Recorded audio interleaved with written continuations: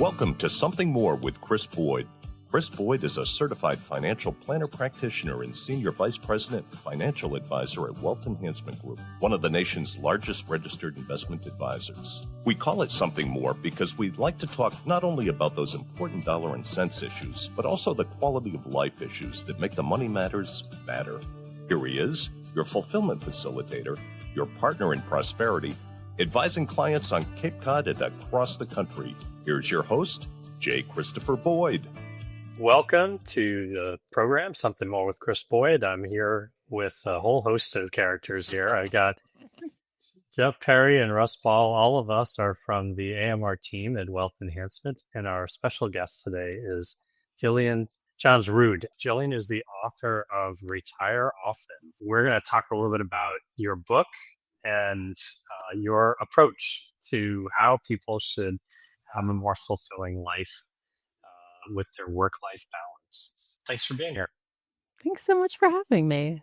Well, not only do we encourage listeners to listen, share, like, rank our podcasts, we also listen to other podcasts. And I was listening to Dr. G, which we've had on the show. I'm a regular subscriber to his podcast. I think it has a lot of good content, Earn and Invest. And I don't know, a month or so ago, probably when your book came out, Jillian, you were on Dr. G's show, and it was a very captivating conversation that you had. And our client base is broad, but primarily we deal with people thinking about retirement and in retirement. So your book, certainly Retire Often, and the topics that we're going to discuss today, I think are really right on point to what many of our clients are thinking about. So thanks for being with us today. Yeah, thanks for having me. Could you just start, for our listeners, and just tell us a little bit about how you get into this niche of the financial world? Yeah, I started writing online about 10 years ago, actually during a mini retirement. My husband at the time and I had taken a year off. And one of the things that I wanted to do during that time off, I wrote on a little list, something to do with writing. Mm-hmm. And I wanted to write about personal finance, partly because I had always been such a personal finance nerd. And I loved the topic so much. But at the time, I had 5 itsy bitsy little children. Jeez. And my entire life was mothering. Like, my youngest had just been born. And it was like, so I had like 0 to, I think, like 7 or something. They were all so tiny. And like all of my friends had kids. And we were just in that season of like, diapers and strollers and car seats. And I just wanted a place to talk about personal finance and what I was learning and what I was thinking. And we had taken a number of mini retirements up into that point. And I was writing primarily in the financial independence community. Mm-hmm. And people found this kind of a novel, unique approach of, wait, on the path to financial independence, like I could take breaks. I could practice my retirement before I retired. Kind of the opposite of the FIRE movement, right? Just go, then Yes. do nothing. Yes. And so 10 years ago, I started writing about this, and it really resonated with people. It was really useful. And so it only took 10 years to come out with a book, basically an overnight success. But yeah, that's how I got here. And so when I hear of the subject, the way I process it, and maybe this is normal, maybe it isn't, but I start thinking, can't do that. That would mess up my career development. That would mess up my accumulation phase of my life. That would mess up, the whole list, all these obstacles, right? Do you run into that with most people?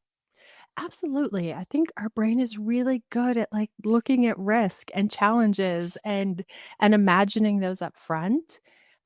But the reality tends to be a little bit different than the worst case scenarios. I've seen people leverage mini retirements to actually improve their financial trajectory and to improve their career trajectory, not just their life. And it's a little bit counterintuitive, but once you see it, you're like, oh yeah, I get how that could happen.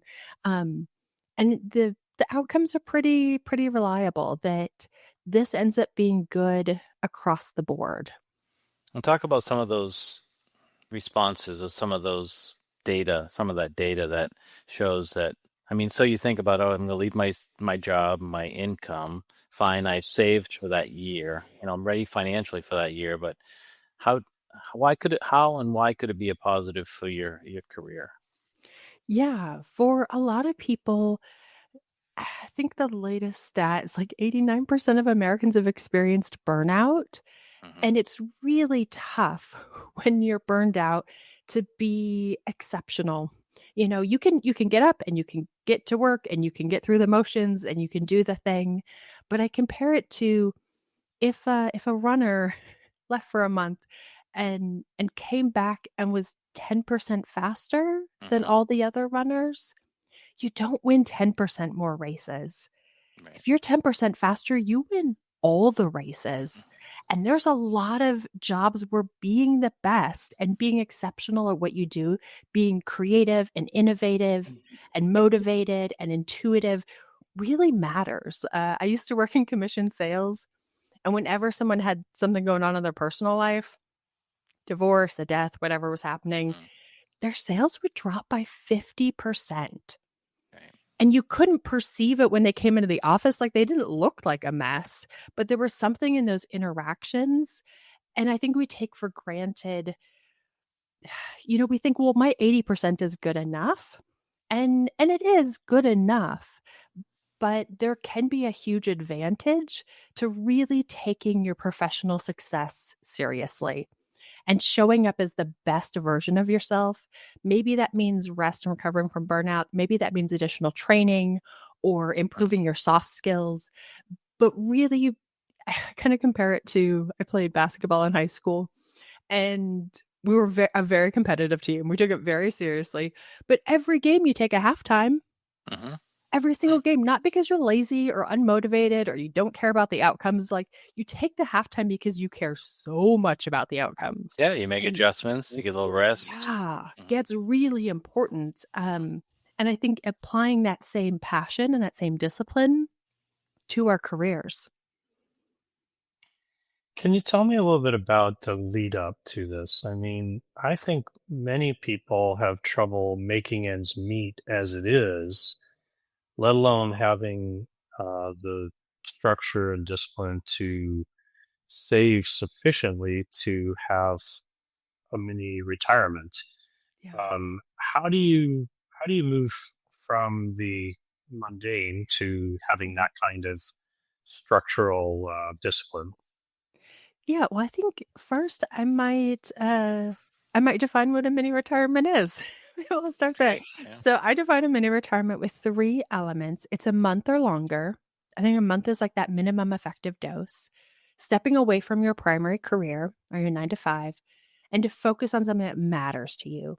So when we're thinking about how do I afford this? Let's start with a month. How do we afford a month off? Assuming that it's unpaid. And then there's the adventure that you're going to do, whatever the cost of that thing is going to be, which there's an enormous range of price points. From some people actually save money on their mini retirement. Maybe they're going to go travel and they rent out their house while they're traveling for that month. And the money that they bring in from renting out their house, it covers the entire cost of their trip. So I encourage people, if you're early in your financial journey, front load the affordable options. Like, you don't have to start with the around the world cruise. Like, you can do that when you're 70. 70-year-olds love cruises. Start with the road trip. Start with volunteering. Last year I took a month off and I learned tango, and it was amazing. I spent $1,000. It was such a good experience, like a great lifetime skill. But you can just start with the affordable ones. So then you have to cover the cost of that month off. And for people who aren't they're not money nerds like me, they don't love their budget and their spreadsheets and all that, a mini retirement can be great motivation to kind of tune into your finances and figure out, what am I spending? Where is the money going? What am I earning? And I don't think about it like saving money. You're just deferring that expense slightly. Instead of Chipotle burrito bowl every Friday at your desk, in 2 years, if you forego that for 2 years, that's 100 meals in Mexico of street tacos on the beach while you're learning Spanish, like lots of margaritas. You're not giving up your Mexican food. You're just going to have it in 2 years, and hopefully it be a massive upgrade. That's really interesting. Talk about the professional impact. You know, one impression I think people would have is that this is going to disrupt my career trajectory or might undermine my ability to save sufficiently for a traditional retirement. Why isn't that so? There's a number of factors at play. One, for most people, your greatest opportunity for a significant raise or promotion comes when you switch jobs. Um, the it's the one of the easiest ways to increase your lifetime earning potential. So if instead of thinking, you know what, I'm going to graduate from college, I'm going to work with one employer and I'm going to work with them for 40 years. If you're like, you know what, I'll probably switch jobs every 3 to 5 years, and you plan a mini retirement in between. And a mini retirement can be a great motivation to make that switch instead of feeling kind of stuck in a company. And that can massively help increase that lifetime earning potential. Like I had one friend who ended up taking a year off. And when he came back, he took some classes, he up-leveled his skills a little bit during his year off. The next job he received was a 50% increase over his last one, which sounds great, except the reason it was such a high increase was because he had been at his previous employer for 15 years, which means he had been underpaid for a long time. And if you love numbers like I love numbers, if we run that math a little bit, let's say he was making 100,000 and he came back at 150. So he was underpaid for 50,000. Let's say maybe for 8 years. Well, that's 400,000. Even if that year off cost him 100, he's still short 300,000. And at 40, we like to run the numbers. If he had managed to invest that 300,000 at 40, we're talking he shorted himself maybe $1 million in retirement by not making those strategic career moves. And he could have been taking many retirements all along.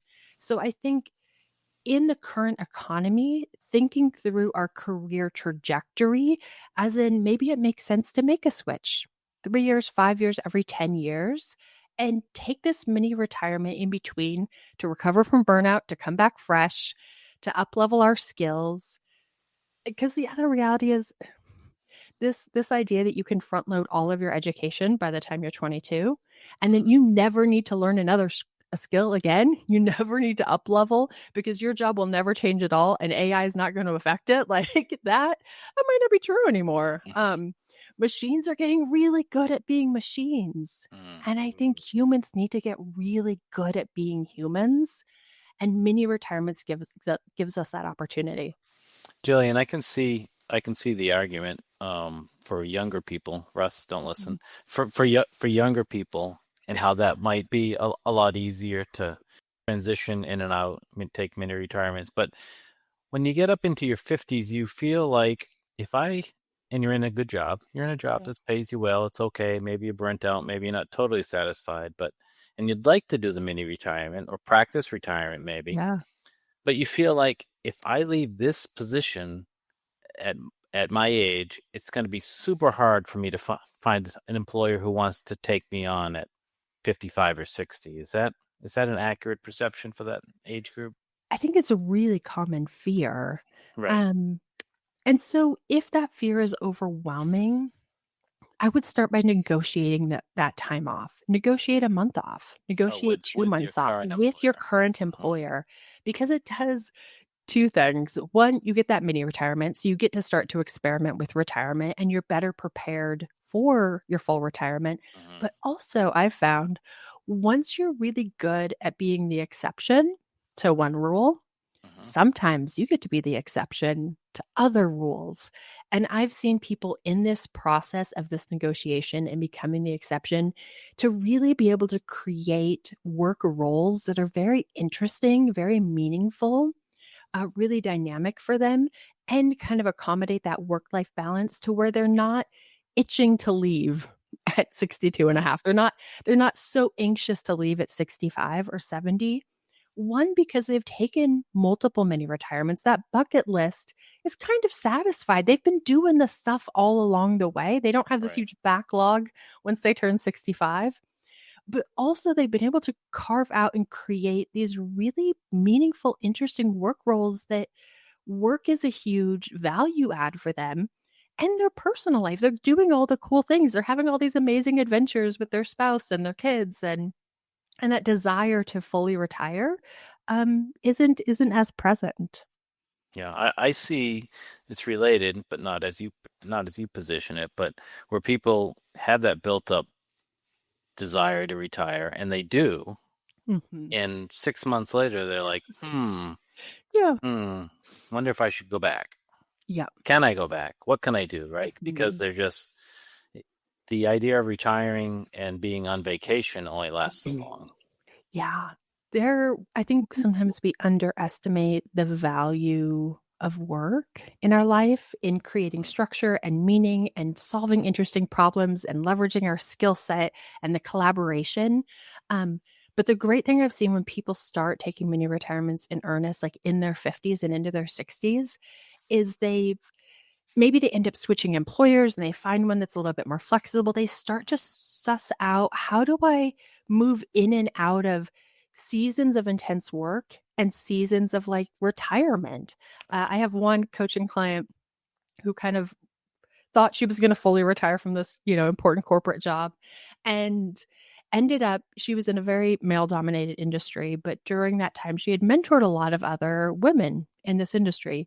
And when she left, they were all successful in their own companies and doing their own thing. And they're all like, we have this problem. Like, would you be able to come and fix it? Like, you're the person we trust. You're the person who's always had this expertise. Like, could you just come for like 3 months or 4 months? Like, help me fix this problem. Then I can hire like a normal person to fill it. Like, if you fix the difficult Sure. problem. And so now she's in her later 50s now, and she'll work for 3 or 4 months and do this intense project. And then she'll like semi-retire for, 3 or 4 or 5 months and hang out on the lake and, hang out on her boat. And then she'll do this other consulting project. And why would you ever leave that? Like, why Right. would you ever stop Right. that? She has the absolute best of both worlds. Both worlds, yeah, absolutely. Russ, did you have a question? I do, yeah. So I've been hearing about this trend of job hugging for people, millennials and Gen Z, where it's like in the current job market, people are really hanging on to the jobs that they have, as opposed to, jumping around quite as often as they might have in previous economies. Has that kind of come up at all in your conversations? In regards to, rather than switching jobs, maybe like doing this sort of mini retirement while also staying, but not having the fear that, by doing so in a difficult job market, that might put you at a disadvantage or, make it not really possible? I think there's a few factors. I think in the economy is such a vague, broad thing. I always encourage people, like, your job economy is your industry specific and it's kind of you specific. How many connections do you have? How marketable are you specifically compared to your coworker? So just the fact that your coworker can get a job might have no reflection on your ability. But sussing out kind of your current profession, your marketability, there are a lot of people who opt to just negotiate that time off. And that feels better. I think honestly, like minimum effective dose, if people could do one a decade, I think it would be amazing. Perhaps even more enjoyable would be one every 5 years, every 3 years, but one a decade's a good start. And so it might be negotiating that off with your current employer, and you work there 3 more years, and then maybe you get laid off and you're like, well, that's a bummer, except now maybe I take a 6-month break. And then the cool thing when you take when you frame a layoff as a mini retirement and you have money planned and you have I have this term called mini retirement go bag. You've set some money aside, you have all these cool plans and these ideas, and you go do something interesting because a whole bunch of other people in your field are probably also laid off and you're all competing for the same jobs. They stayed home and watched Netflix. You went and traveled and you learned a language and you did these courses, and like your resume looks different and you interview different because you're not worn down from the discouragement of being laid off. You have an energy, you have an optimism, you've done some cool stuff. And the reality is sometimes people are like, well, but if I go do cool things, people are going to think I'm flaky or lazy. The reality is to plan an around the world trip and execute that is logistically challenging. It takes vision, it takes creativity, it takes courage to do interesting stuff with your life. And when you're sitting in front of another person and you've done a whole bunch of interesting stuff, like they're also people and they're like, oh, that's interesting. Like you didn't just stay home and watch Netflix and apply for jobs for the last 6 months. Mm-hmm. Do you think? Go ahead, bro. Sorry. All right, yeah. Sticking on that topic of planning, I'm curious about how you think about planning these mini retirements. If you're talking about one every 3 or 5 years, like you have different savings buckets for those different trips. Like how far in advance do you set those in motion, and do you have like what your third mini retirement in the future, what that's going to look like? How do you coordinate all that? I think it's a good practice, even if you don't have the next one planned, to start squirreling away a little bit of money. I think about it, we have emergency funds, but I think about it more like the opportunity fund, because there are planned mini retirements. I say there's 3 ways you can take a mini retirement. You can negotiate it off. You can do it in between jobs. The third way is sometimes life just throws you something unexpected and you're not going to work on Monday for a whole variety of reasons. And so you can do these unplanned ones, but you need a little bit of money set aside. And ideally, you will have brainstormed a couple options, because I find when those unexpected opportunities show up, it's usually a little bit negative, and it can be tough to shift that emotional energy from like, I'm discouraged this thing happened, to I'm ready for an exciting adventure. And if you've already planned the adventure, you've already done the emotional mental work of coming up with those ideas, it's so much easier to pivot. And then it's like an opportunity, and it's more exciting. Right. Yeah, that happens. Yeah, you get that couple days of mourning the loss, and then you're like, let's go. Absolutely. So my guess is some of our listeners are getting excited. Hopefully. Right. So let's talk about some of the downsides. So what are some common mistakes that people make in this area of mini retirements or practice retirements? Yes, it can go off the rails. So it's amusing. It's usually never the things people are worried about on the front end. Finding a job, healthcare, the money, like for whatever reason, that stuff usually sorts itself out, but things do go awry. One of them is people are really burned out and they have this huge backlog. And so they're like, I'm going to do 87 different things during my mini retirement. And they're burned out. You will accomplish far less than you think you will accomplish. Things will just take a lot longer. And sometimes that burnout is much more severe than you realize while you're in it. Because one of the ways our bodies are just like so smart and brilliant, like the function of burnout is to get you out of a situation. And so it keeps your adrenaline high, your cortisol high, like it gives you the motivation to keep going. But once your body goes, oh, we're safe and we have access to rest, you will feel the full weight of that fatigue. All of those hormones will rebalance and you'll be like, oh, I'm tired. I thought I was going to clean out the garage and all I want to do is take a nap right now. And that can really throw people for a loop. Yeah. Any other mistakes that people make other than like the physical stuff? Like they're too ambitious and they might need some rest. Anything else? Yeah. Well, so work is a fantastic distraction from what I call like the messy kitchen. Before, when I worked a 9 to 5, like sometimes, be making dinner and it would be really messy and like I'm tired. And so just leave it in the morning, like trying to rush out of the house, the kids out, like, just leave it. And it's fine because I went to work all day and I didn't have to see the messy kitchen. Um, Mm. Sometimes in a mini retirement, you're just in the kitchen and you're like, oh, it's messy. I was able to successfully ignore all of this before, and now I'm like living in it all day long. And so sometimes in mini retirement, it doesn't necessarily create problems, but it reveals problems that were there all along. It was kind of like COVID, and all of a sudden we were like stuck with our spouses, and a few people were like, hey, actually, I don't like hanging out with this person that much. Like, it was way better when we never saw each other. Well, we see that in the full retirements, the great divorce. Yeah. 100%. And this is a great opportunity. So I tell people mini retirements, while it reveals challenges, it's also the perfect opportunity to fix those challenges. Whether that is we need better communication skills, or actually me and my kids aren't as close as we thought, or I've been outrunning this trauma from childhood by being super successful at work. Maybe I should actually go to therapy and sort some of this stuff out. But it helps you kind of microdose this growth and this progress so that when you do fully retire and you're staring down the barrel of the next 30 years, you're not like, oh crap.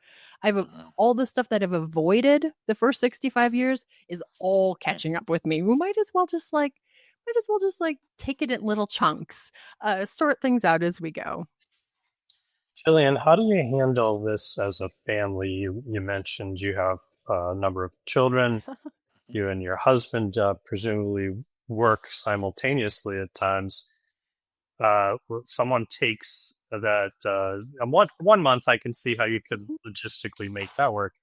But if you're dealing with a 6-month break, is that something you're doing together, or is that something where one person is still working, and how does it affect family life and all these kind of challenging logistics? People do it both ways. Sometimes, I always say start with the lowest hanging fruit. Start with whatever's easy. If it's negotiating a month off, start there. If it's one spouse staying, being able to take a mini retirement and the other one keeps working, so you've got income, you've got healthcare, you don't have to stress about that. It's totally cool to take turns. And the great thing about taking turns is that you'll recover from burnout, you'll catch up, you'll invest in your health, your hobbies, your relationships. And then maybe, 5 years, 10 years, you're both able to do it together, but you don't start at this massive deficit. You've been doing the maintenance all along. And so sometimes if one partner's doing it, it can be great because you can kind of just catch up on life as well. And they can have time for hobbies and interests. And sometimes it does take a little bit of that load off of the working partner, so their life improves a little bit too. But that's another challenge I talk about in the book specifically. If one partner is taking off and the other one's still working, those unexpected expectations can arise, and it takes more communication. So I encourage people to do a weekly check-in. How is this working for you? How is this working for me? What are the challenges? What are feelings that we didn't know we would feel but are now bubbling up? Hey, I assumed, I guess, that you were going to be off work, you would be taking the kids to all the dentist appointments. I didn't know that would still fall on me. But you need that opportunity to have those conversations outside of times when you're unloading the dishwasher and super frustrated. But when you do it as a family, that's another amazing opportunity to do long-term travel or slow travel or these other really big adventures and give your kids this kind of once in a lifetime experience for them and for you. You might only have, these moments of whether your kids are young or whether, maybe it's their junior year summer of college. And this might be one of the last chances you have to travel Europe for 2 months with them before they go off and have a career and a family and all of that. Yeah, very interesting. I know we've covered a lot. I wanted to ask one other thing because it probably relates to your conversation on the podcast Jeff mentioned, and that is, how do you help people find what's really important to them to do with the time that they need to rejuvenate and maybe find their passion for what they're headed toward in retirement. Yeah, I broke the book into 4 sections, and the whole first section is figuring out that what's the right thing for your next mini retirement? What are the things that feel really important right now? Maybe urgent right now, as in what is it that you really want, and what is it that maybe you need? Um, because it can be easy to be like, I've got a bucket list of all of these things, and I'm going to try to do all of them at once, um, which we talked about doesn't work exceptionally well. And so there's a few different filters that I kind of work through of one, like financially, like let's front load the affordable ones. But also one of the things I consider is seasons of life that have an expiration date. Sometimes we have this feeling of I'm in this season right now, but it's going to be ending soon, or it might end soon. I did a 10-week road trip with my kiddos when they were all little, and to 10 national parks in a pop-up camper. And I remember being on that trip and going, "Oh, I couldn't do this in 20 years. Like this wouldn't wait till I'm 65. I couldn't pack a bunch of 50-year-olds in a pop-up camper for 10 weeks with me. Like that season was going to expire." And you might be feeling that with, sometimes it's an age thing, with your parents. You're like, right now, yeah, they could hike through Ireland with me. Can they in 10 years? I don't know. Like this season of life might be coming to a close.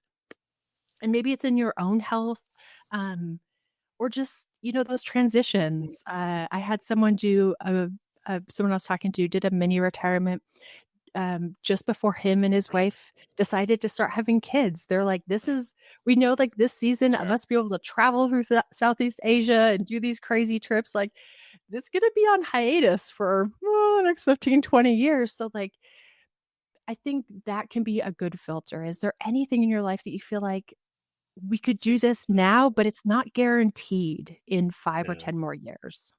Well, and you're saying with the parents, I mean, you never know if they'll even be around, right? In that scenario you gave. Yeah. No, I was just thinking, I have a granddaughter in college, and I said to her, where do you want to go? Anywhere in the world. And, maybe next summer or before she gets out there in the world and do something, just my wife and myself and her, because after that, she's not going to be able to do it. She's not going to be able to do it. Be employed or something, or I hope so. I hope that's the idea of college. You could take them. Yeah.